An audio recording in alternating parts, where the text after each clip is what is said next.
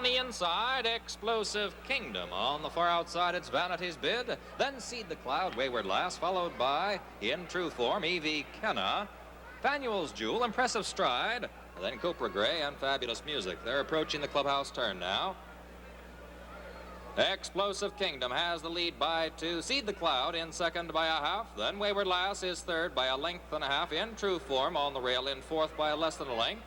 Vanity's Bid on the outside in fifth by a neck. Evie Kenna farther out in sixth by a length. Then Fanuel's Jewel in seventh by 3. Impressive Stride is eighth. Copra Gray in ninth. And Fabulous Music remains in 10th. First quarter run in 24 flat. Explosive Kingdom on the rail has the lead by a length. Seed the Cloud on the outside, a clear second now by 2, and Wayward Lass is third by 2. In true form on the outside in fourth by 2, then Evie Kenna and Vanity's Bid heads apart. Copra Gray gains a bit on the rail. Then Impressive Stride, Fanuel's Jewel, and Fabulous Music remains in 10th. The half in 48 and 2 around the far turn. Explosive Kingdom on the rail has the lead by less than a length. Now Stablemate, Wayward Lass gains on the outside, moving into second and challenging for the lead. They're at the top of the stretch. 3/4, 1:14 and 1. Wayward Lass now takes the lead. Stablemate, Explosive Kingdom on the rail is second by 3. Then in true form in third, followed by Seed the Cloud, Evie Kenna, Copra Gray, and Vanity's Bid. Approaching the 16th pole, that's Wayward Lass in front.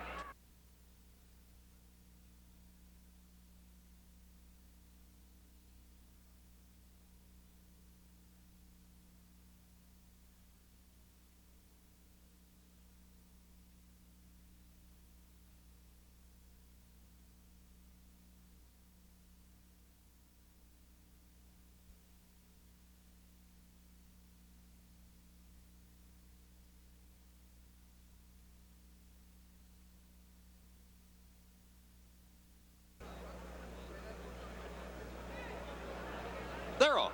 Engine 1 on the outside with Triocala. Along the inside, Rock and Ready and Summing. Then Oratorical and La Supersonique. Engine 1 has the early lead by a half length. Triocala is second as Engine 1 now goes clear by a full length. Triocala second by 3. Then Rock and Ready is third by a neck.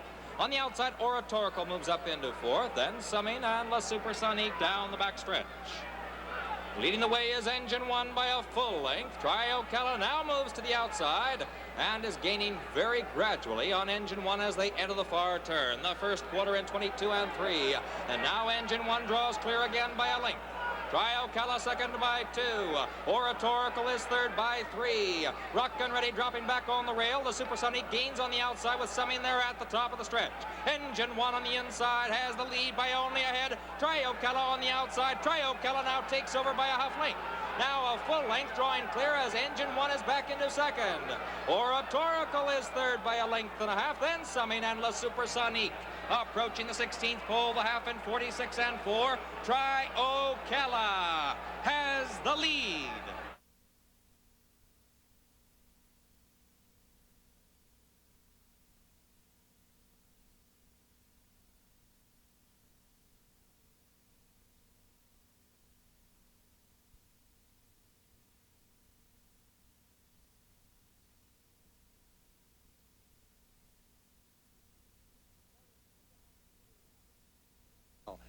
Well, it's good to have a cool rider, but it can be ridiculously cold in these winter months, and the riders have to protect themselves. And Frank Lovato Jr. is here to help us answer your question, Philip. And Frank, I guess we should start off at the top of your head. And you put a little additional thing here in the way of an ear muff. What do you call it? A ear pad. Yeah, it's an ear muff. They attached this on the helmet, and it's an ordinary helmet we use all year round. And it's got snaps to where you can just take it off and on. When it's really cold, you can wear these. Or there's another type of piece of cloth that we can wear to keep our ears warm. And there it is right there. This we kind of put around our head to keep our ears and part of our face warm. How about this face mask? You look like a hold-up man with that on. Yeah, this protects our face. A lot of dirt flies, and when it's really cold, it can hurt and sting and mess your face all up. So this, when you put it on, you can put your goggles down and put it completely over your face and keeps your whole face covered.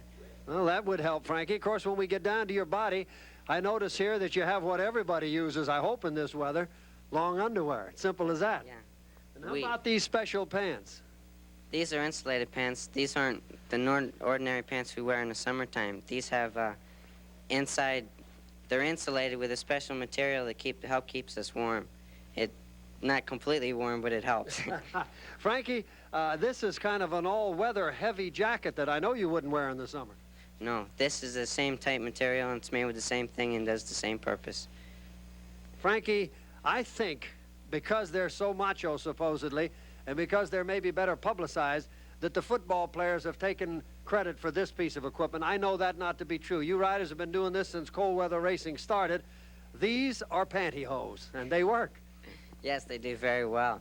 They're light in material, and they're comfortable to wear, and they're not tight as far as circulation is concerned, because that's important in riding. And they help keep you warm very well. Frankie, the hands are very important, and I think you riders with whom hands are so important have invented the use of these surgical gloves. Do you wear them under other gloves? Yes. When it's super cold, when you really do need these because your hands do freeze rather easily. Horses tend to sweat even in the cold weather to make your hands wet and damp. So we wear these. They're waterproof, so-called. Yeah.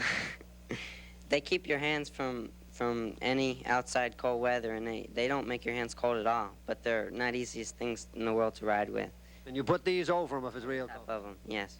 Frankie, when your feet get cold, everybody says when you're cold, your feet are cold. This is a very simple but ingenious. The jockey's boot is always considered the lightest thing in the world. This is not so light, it's fur-lined. Yes, not too many riders use these, and in fact, this is the first time I've seen them. These are really heavy made, so not too many riders could wear these. They're fur-lined. They're specially made for a particular rider, and I suppose you can use them, but most riders would prefer not to because of the weight. How about these? These are a little heavier than your normal wintertime boot. Yeah, these are like waterproof and airproof. They're airtight, and if you can put a few pair of socks on to help keep your feet warm. And if you're not out in the cold that long, they work very well. How about a tip for the fans? This is a very simple refrigerator wrap material, and you use that on your feet. Yes, we wrap it around our feet, and it works same thing as the surgical gloves, trying to keep the cold air out and your body heat in. And you wrap it around your toes, and you put your socks over top of them, and they work great. Frankie, you've warmed me up just talking to you, but I suppose that the wind is one of the most difficult factors when you're riding. Yes, when you're riding at a 35-mile-an-hour wind anyhow. When you exclude the wind, and then when you add the wind with it, there's no telling how much wind you're putting up against. And the horse going 40 miles an hour. Yes, the horses don't grab hold of the racetrack right. They could slip and miss a step here, and it's very bad on just everything. It's not very horrible weather to ride in. Well, we wish you luck. We hope you stay warm, and thanks a lot for helping us, Frankie, answer Mr. Philip Ingrassiota's question. Thank you.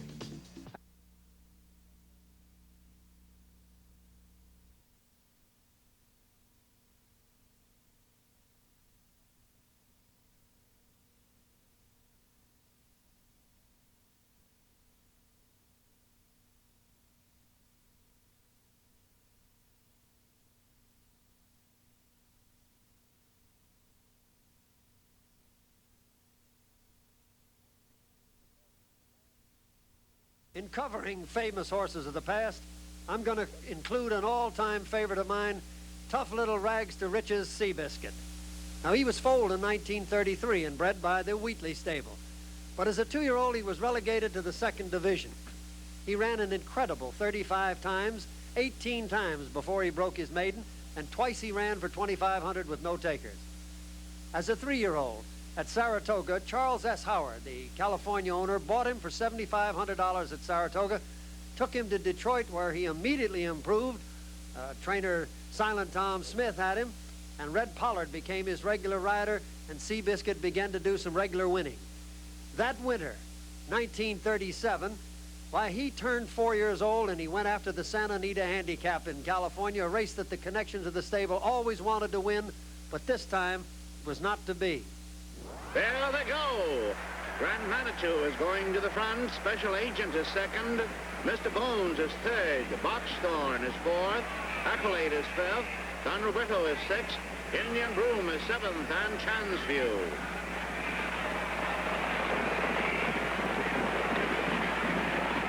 Around the first turn, Special Agent in front by 1 length. Boxthorn is 2nd.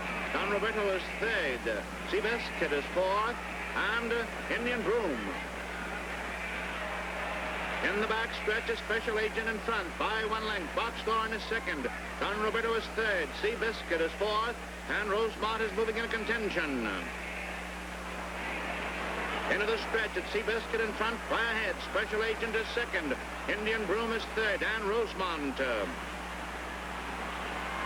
It's Seabiscuit in front. Special Agent and Rosemont. It's Seabiscuit and Rosemont. They're coming down to the line of finish. And Rosemont wins it by a nose. Well, even after that defeat, 1937 was a great year for little Seabiscuit. He had arrived. He won 11 out of 15 starts, $168,000, which was a one-year record at that time. However, War Admiral had won the Triple Crown Classic races and was on everybody's lips, and War Admiral was voted Horse of the Year.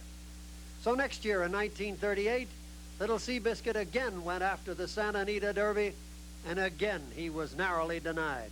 Turning into the stretch, it's Seabiscuit in front by a head. Stagehand is 2nd. Aneroid is 3rd. It's Seabiscuit in front by a half length. Stagehand is 2nd. It's Seabiscuit and Stagehand head and head, neck and neck, nose and nose, and the winner, Stagehand by a nose. Well, Stagehand carried only 100 pounds in that race as a 3-year-old. Seabiscuit was giving him 30 pounds, and even after that defeat, with his big reputation now honestly earned, Seabiscuit was everybody's favorite, and the hue and cry went up for a match race.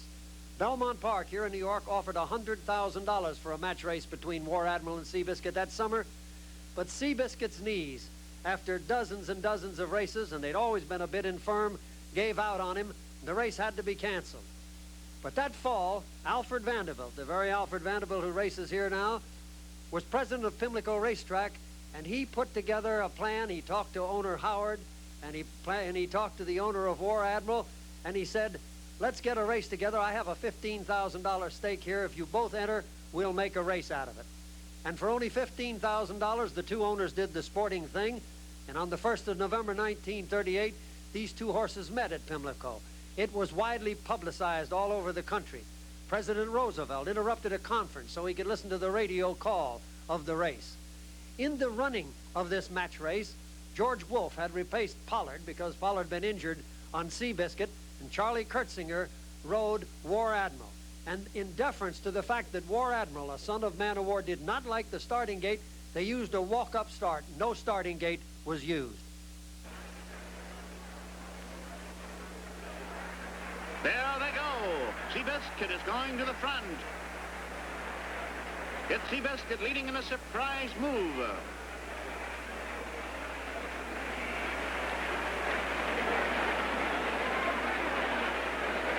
As they turn into the back stretch, it's Seabiscuit leading by a length and 1/2. Neither horse has yet been extended. As they go by the half-mile post, War Admiral is starting to move up. It's Seabiscuit by a neck. War Admiral moves up to him on the outside. It's now Seabiscuit and War Admiral head and head, with neither horse having an advantage. All the way around the far turn, it's Seabiscuit and War Admiral head and head. They're head and head.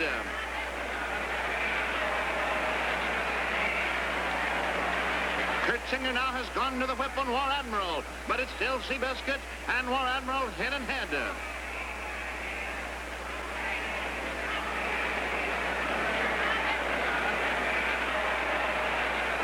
Turn into the stretch, it's Seabiscuit and War Admiral still head and head. And now Wolfe has drawn his whip. He reaches down and he hits Seabiscuit once, twice, and Seabiscuit responds. He draws clear. It's Seabiscuit by 1 length, by 2 lengths. War Admiral seems through. It's Seabiscuit by 3, by 4. It's all Seabiscuit. At the finish, it's Seabiscuit the winner by 4 lengths. War Admiral was the 1-4 favorite in that match race. Seabiscuit, the underdog, used a tactic that has since become the rule in match races: go right after them early. Well, finally, 1938, Seabiscuit was voted Horse of the Year, but in 39, the old knees got him. He went back to the farm, was actually bred to 7 mares, and still hadn't won the Santa Anita Handicap, So they came back and tried once more in 1940 as a 7-year-old, and this time they got the job done. End of the stretch, it's Seabiscuit in front by a head. Whitsey is second by a length and 1/2. Kayak is third and can't wait. It's Seabiscuit in front by a 1/2 length. Kayak is second.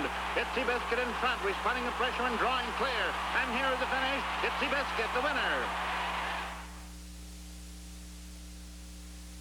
He won it as a 7-year-old. He then had earned more money than any horse ever lived, and this statue was erected at Santa Anita, and it says simply, the most honest little horse that ever ran. And that's what horsemen loved about him. In those days, he traveled over 50,000 miles on railroad in a boxcar, and that's tough traveling, although horses like it. We built a stall in a boxcar, put a wooden barrel in there, and he went from place to place. He ran at 21 major tracks. He had a Palomino pet pal that went with him in the railroad cars, and he had a little stray dog named Pocatello that slept in the stall with him. A colorful, personable horse that any horseman would dream to have and will long be remembered, Seabiscuit. And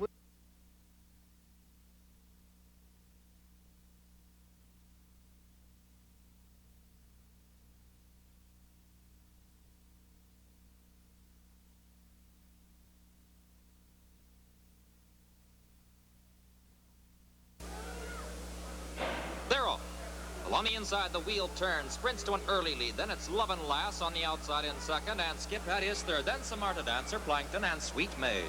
They pass the stands the first time. The wheel turns, has the early lead by about a length now. Love and Lass is second by a length, then Skip at in third. On the outside of Skip at is Samarta Dancer, and farther out again is Plankton. 2 lengths farther back to Sweet Maid, still in sixth. Around the clubhouse turn, the first quarter run in 23 and 3, and now on to the backstretch. The wheel turns, has the lead by a length and a half. Love and Lass is getting a little bit closer in second by 3.5. Then Skip at in third by a head. Samarta Dancer on the outside in fourth by a length, and Plankton is fifth by 2.5. Sweet Maid remains in sixth. They continue down the backstretch, the half in 47 and 1. The wheel turns on the rail, still has the lead by a half length. Love and Lass on the outside, second by 2.5. Skip at still in third by a head. Samarta Dancer on the outside, still in fourth by 2. Then Plankton and Sweet Maid around the far turn. The wheel turns, now has the lead clear by a length and a half. It is Love and Lass in second by a length. And Skip at on the outside is third by a half. Then Samarta Dancer, Sweet Maid, and Plankton at the top of the stretch, 3/4, 1:12 and 1. Into the stretch now. The wheel turns, still has the lead by a length and a half. Love and Lass on the outside. Here comes Plankton on the rail. Plankton on the inside now, puts a neck in front. The wheel turns back into second. Love and Lass is third. Sweet Maid gains on the outside, approaching the 16th pole. Plankton on the rail has the lead by a length and a half. Sweet Maid is now second. Then the wheel turns to the wire. That's Plankton in front.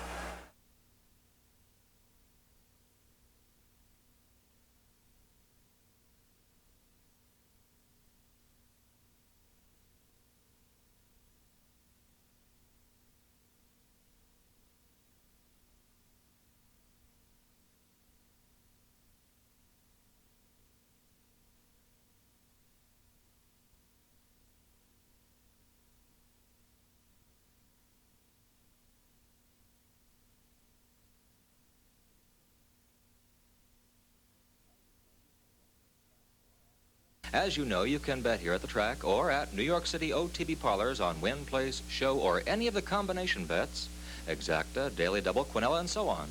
All the money that is wagered in any category is collected in a pool. Win money in the win pool, place bets in a place pool, and so on with show, exacta, quinella, and daily double bets. When you step up to a window and place a bet, the amount is entered into a pari-mutuel machine which records the bet and prints the ticket. The pari-mutuel machine is connected to a central computer here at the track. OTB machines at the various parlors are also connected to the computer here at Aqueduct, or Belmont Park, or Saratoga, wherever we are racing. The computer is in turn connected to the tote board on the track infield. As the bets in various categories are placed, the computer updates the pool on the tote board, combining all the money bet at OTB and on track, and simultaneously computes the odds bet based on the money's bet. The process continues until post time, when the final pool totals and closing odds are posted. Now let's turn to the Paumanok Handicap Show pool and take a look at the amounts of money wagered at post time. And I emphasize, show pool money only. At post time, number 1A, Judge Gray, had $1,077 wagered in show bets. 2B, Petty Roche, $1,530. 3C, Dunham's Gift, $26.16. 4D, Dr. Blum, $1,439. And 5E, Clever Trick, the favorite, the extreme favorite, had $195,133 bet in the show pool. The total bet in the show pool was $201,795, and all but $6,000 was bet on the favorite, Clever Trick. If Clever Trick had been in the money, he would have paid $2.10 to show. But that's not what happened. Dr. Blum on the outside has a clear lead now of 1.5 lengths. Judge Gray on the rail, second by a neck. Petty Roche on the outside with Dunham's Gift. Clever Trick is back into fifth. When Clever Trick finished out of the money, coming in fourth, as you can see the field coming to the wire now, all of the money bet on him in the show pool was divided among the few bettors who had placed good show bets on Dr. Blum, Dunham's Gift, and Petty Roche. The $195,133 bet on Clever Trick in the show pool was added to the $6,000 bet in the show pool on the others in the field, and the combined money gave the following results. 4D, Dr. Blum, paid $77 to show. 3C, Dunham's Gift, paid $43.20 to show. And 2C, Petty Roche, paid $72.40 to show. And now, to Frank Wright and Harvey Pack with some additional thoughts on these extraordinary payoffs in the Paumanok. Extraordinary indeed, Marshall, and Dr. Harvey Pack will give us a little more light on the subject. What about show prices like that? Well, what you've got to understand, Frank, is it was a minus pool. That means it's infinite. We had to pay $2.10 on every deuce. So the pool was endless. If there had been $10 million bet on Clever Trick, and Clever Trick runs in, it's $2.10 for everybody. Is that a state law? That's the law. It used to be in Jersey $2.20. There you only had to win 9 out of 10 to show a profit. Now you got to win almost 19 out of 20, which is pretty difficult. Now once it became a dead pool, in short words, that money became part of the money for anybody to share, they were getting 25 to 1 because basically they had knocked out Clever Trick. The interesting phenomena is that after that happened, Relaxing ran, and I think she was 1 to 5 or 2 to 5, and the OTB money was spread on everybody.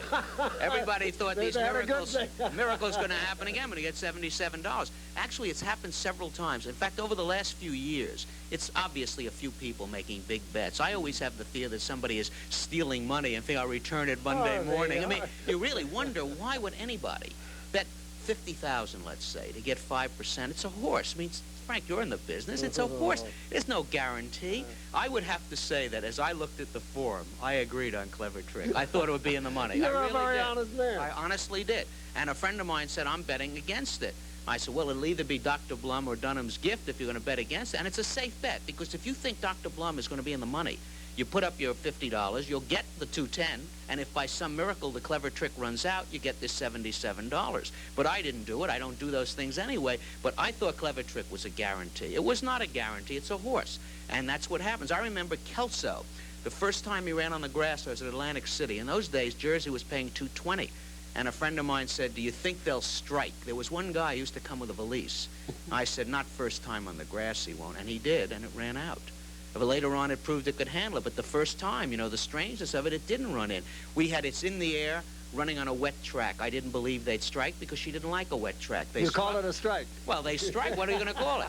They struck and she ran out. Those things do happen. But the OTB people and even the people here, every time they see a big favorite now, they're going to bet around it. But it is a minus pool. That's the thing to remember. The reason the price was inflated is it was it was an infinite pool. Forget 17%. There's no cut because we had to pay the $2.10. And by the same token, that money was then divided among the lucky people who ignored the favorite. Thank you, Harvey Pack. And now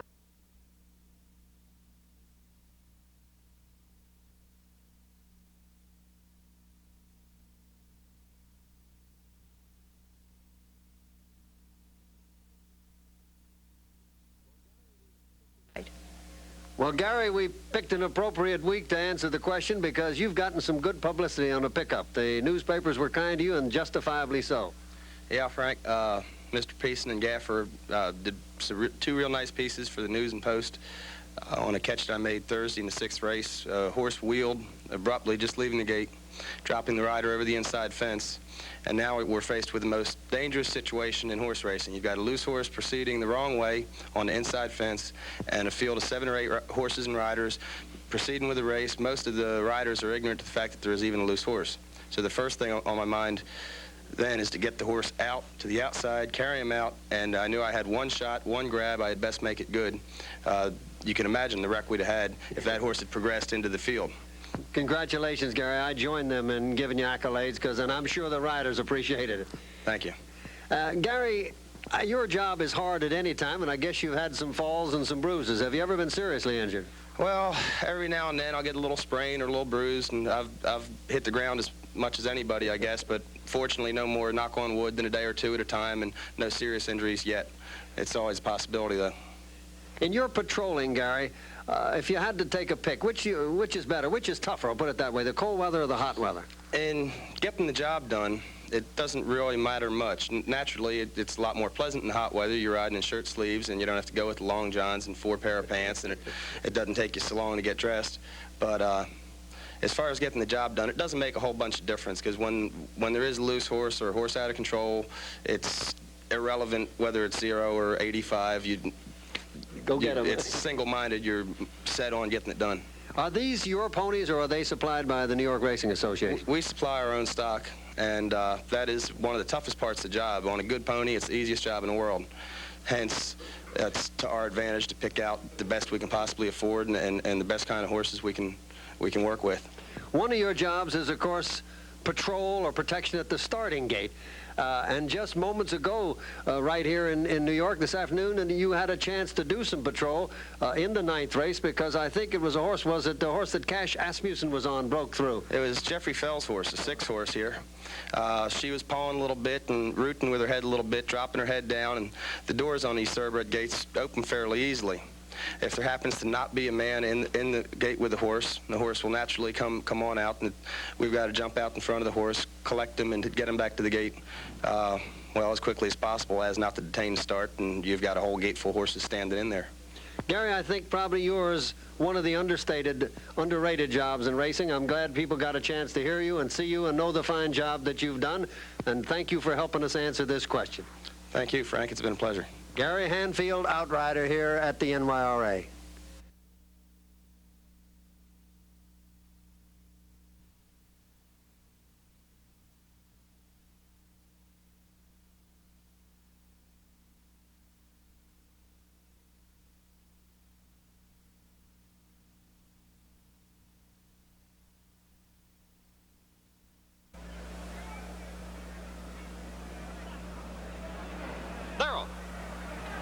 Triocala sprints to an early lead. Then it's Royal Pavilion, Swap for Power, Summing, Classic Go-Go, Copper Mine, and W.C. Sutton passing the stands now the first time. Swap for Power is rushing up to challenge Triocala for the lead. Also moving up is Summing. But Triocala retains the lead into the clubhouse turn by about a length.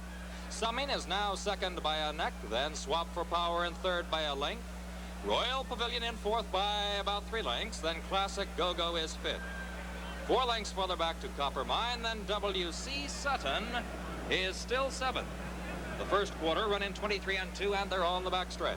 Triocala on the rail leads by a length, but Summing is now gaining some ground on the outside. Summing is now a very close second, drawing alongside. 6 lengths further back, it's Royal Pavilion in third now. Then Swap for Power, Classic Go-Go, Copper Mine, and W.C. Sutton remains in 7th. The half in 47-3. Triocala on the rail, Summing on the outside. Those two now heads apart. 4 lengths further back to Royal Pavilion. Triocala now takes the lead again by a head. Summing on the outside won't give up. Those two remain together around the far turn, 3/4, 112. Triocala on the rail, Summing on the outside, 2 back to Royal Pavilion. Then Classic Go-Go, Copper Mine, Swap for Power, and W.C. Sutton at the top of the stretch. Trio Cal on the inside, Summing on the outside, and they continue to vie for the lead. Classic Go-Go gains on the rail. Royal Pavilion moves up on the outside. They're approaching the 8th pole now, and Classic Go-Go now puts a neck in front. Royal Pavilion on the outside is second, Summing in third, and Trio Cal back into fourth. At the 16th pole, Classic Go-Go, Royal Pavilion, those two now race to the wire. Classic Go-Go on the rail has the lead.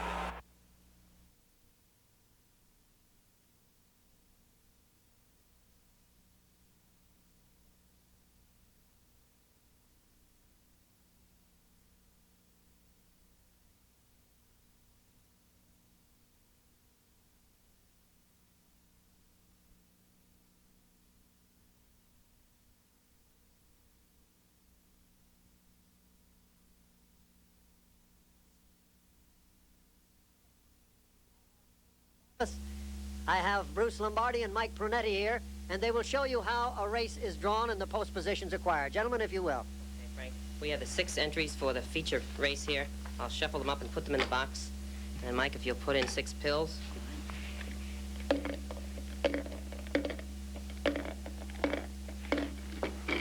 Okay, Mike will shuffle the pills, and I'll pull out an entry that corresponds with that post position. 1. 1 is Spectacular Bid. 4. 4 is Seattle Slew. 6. 6 is Buck Passer. 2. 2 is Man of War. 3. 3 is Nashua. And 5. 5 is Kelso. Number 1 is Spectacular Bid with Shoemaker. 2 is Man of War with Comer. 3 is Nashua with Arcaro. 4 is Seattle Slew with Krugay. 5 is Kelso with Valenzuela. And 6 is Buck Passer with Baeza. And that's the way every race is drawn here every day. That's the way the horses get their post positions, and I'd hate to run against those horses. But let me give you a rule about post positions, and it's about the only cover-all one I know, Kathleen. The nearer the turn, the better the inside post position. If they're going 5/8 of a mile and breaking right on the turn, the inside is better. If they're going a distance of ground and breaking very close to the clubhouse turn, the inside is better. But just to give you a quick show that the inside isn't all that beautiful, let me show you a race that was run here this week and what we might call the downside of an inside post position. Watch them as they come away from the gate and look to the right of your screen along the inside. When traffic occurs there, there's no chance for a rider to go around. He has to get back through the pack. And you see a horse here making an effort back and forth. This particular horse wound up third and might have been closer had he not been down along the inside. Conversely, if you're a horse on the left of the screen, on the extreme outside, and they stay fanned out like that till they get to the turn, very possibly you'll lose a lot of ground. So I don't think post position is important in flat racing. It is in trotting or dog racing. But there comes this situation. Occasionally a horse will have a preference. You'll have to ferret that out for yourself.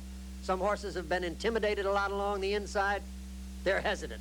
Some horses lose interest if they're too far on the outside, especially young horses. Again, you'll have to figure this out for yourself. One more variant. Sometimes, unwittingly, track superintendents will make one part of the track a little faster than the other, and the quick riders find that out in a hurry. They seek the path, and if it's speed and on the rail, again, the inside is better. A little bit of information about post position. The decision will still have to be yours.